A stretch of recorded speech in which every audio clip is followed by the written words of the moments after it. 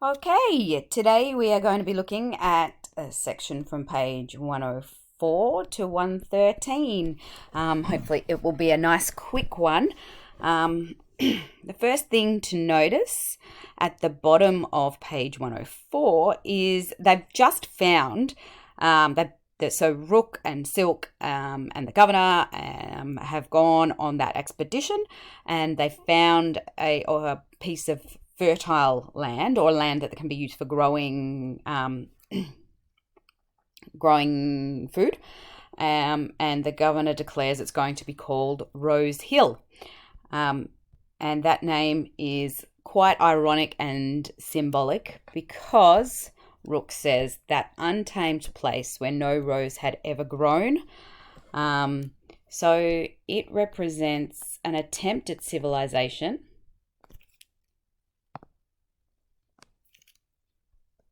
So an attempt at civilization. It also represents, I guess, the irony of what they say versus what they do. So it's like they're trying to declare that land for Australia through the use of the name Rose Hill. Sorry, for Britain through the use of the name Rose Hill.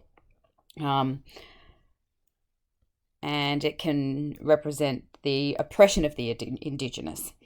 And they plan to send more people out there,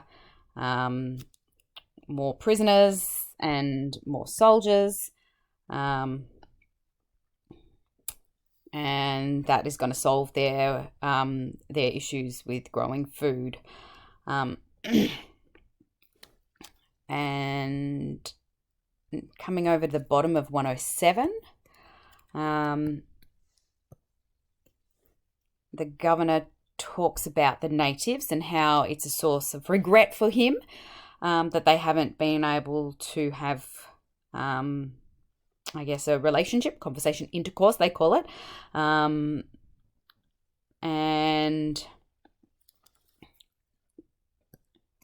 that if they were to have conversation with us, they would no doubt find that they would be confident that the situation may shortly be rectified. They're confident that they'll be able to fix this problem. 108 here we have a discussion of the importance of language, that even if they do start interacting, that without the conversation, without language, they can't actually do anything. So they're chopping down the trees to try and plant farms, but they need to talk to the natives to explain that we are the new masters of soil. We're planting on their domain, but we're not coming to invade you, or I don't know, but because otherwise it's quite ambiguous with 1,000 of soldiers. What are they here for? Without language, they have no understanding. And then here, this is a fantastic section, which is really talking about the silence between the two parties. The governor wouldn't have welcomed warfare, but he would have understood it. It is a species of conversation. Silence was neither war nor peace. It was a null. You could use that as a one-word quote, as the same way as you could use paralysed. This silence was a null that paralysed the governor. And then 108, 109, Rook starts talking about poetry and how if he were to write a poem, he would write it as exactitude, being specific. Maybe he doesn't know how he would exactly do that. Maybe he would. That's why there's no odes to the thermometer or odes to the rain gauge, because you wouldn't be able to rhyme them.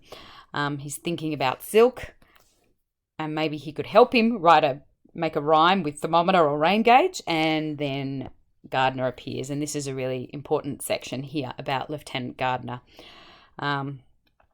So Gardner starts telling Rook this story. He says, "It was not well done, Rook. It was a shocking bad thing to do." And Rook's like, What happened? You're going to have to tell me. So Gardiner starts recounting this event, a significant event. So the governor wants to speak to the natives, and they're staying away. So he came up with a way of settling this. So he's going to seize one or two by force, teach them English, and learn their tongue. Treat them well, so they will tell the others. And it was Gardiner that was picked to do this dirty work. Gardiner says that it was all choreographed. The governor was most particular, so they had to take some fish out to the natives and lure a couple of the men from the tribe away. And so he got them into shallow water. They started to give them the fish, but they were smart enough to be careful, and they called and coaxed and dangled the damned fish. They grabbed two of the poor devils. They were slippery, but because he had 8 men there, we got ropes around them. They tied them up and they pretty much kidnapped them. Rook could imagine it. He could see it happening, and he starts to protest and say, I can't believe the governor. But then Gardiner keeps talking and telling the story. And the horror in Gardiner's voice, you can really tell. So they cried out. Oh, it would break your heart if you could hear them crying. They were screaming, the wretches crying out. We call them savages, but their feelings are no different to ours. Notice that Gardiner recognises their humanity, and he's one of the voices that Grenville uses to express her modern views about the equality of all people and the humanity of all people. And at the bottom here of page 111,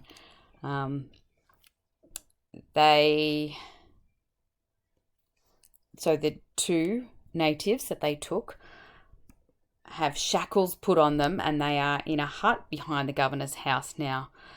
So they've been shackled up, they've been tied up. And Rook says, well, you did your duty, that's all. So all you did was did your duty. He's saying, you did it in the kindliest way. And Gardiner scoffs. Kindly? He will put it in that light. You may be sure of it. In London, they're all going to agree. So the governor's going to say it's kindly. In London, they'll all say how kindly it is.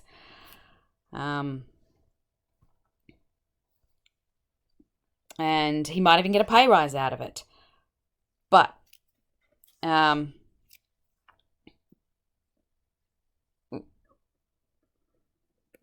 Rook says he knows Gardiner well, but he never dreamed that he might speak with this depth of bitterness. So Gardiner has a depth of bitterness over what he's been asked to do.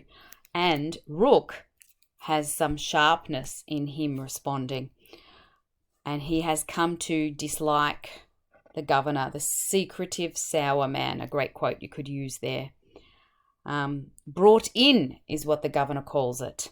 And the natives were brought in, which is a euphemism there, but they were actually kidnapped violently against their will. Note the use of short one-word sentences.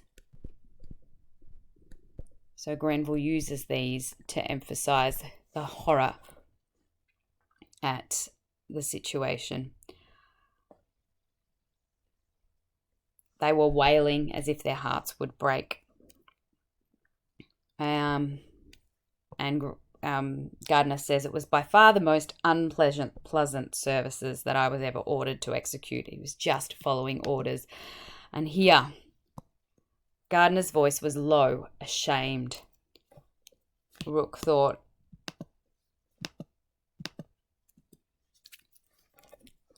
have I ever been given an order that would shame me? You'll notice here there's a technique that Grenville's using called a syndeton, which is where we have no ands. We use commas instead of an and or an or a a conjunction.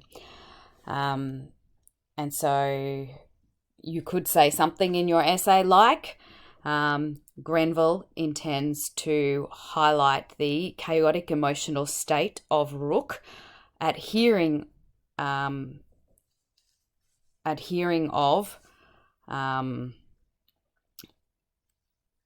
the kidnapping of the two natives through the use of a syndeton in the description of him being low, ashamed, shake me, shame me.